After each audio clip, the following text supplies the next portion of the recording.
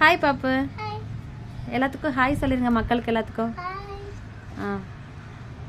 பாப்பாவுக்கு வந்து யார் ரொம்ப பிடிக்கும், யார் வந்து பாப்பாவோட ஃபேன் சொல்லுங்க, சொல்ல முடியுமா?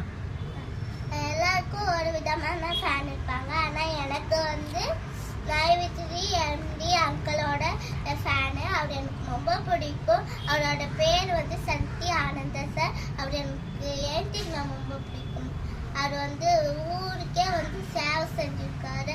அதனால எனக்கு அவர் ரொம்ப ரொம்ப பிடிக்கும். ஆனால் திடீர்னு வந்து ஜெயிலுக்கு போயிட்டாரு. அதனால வந்து மைவித்திட்டு பண்ண முடியல.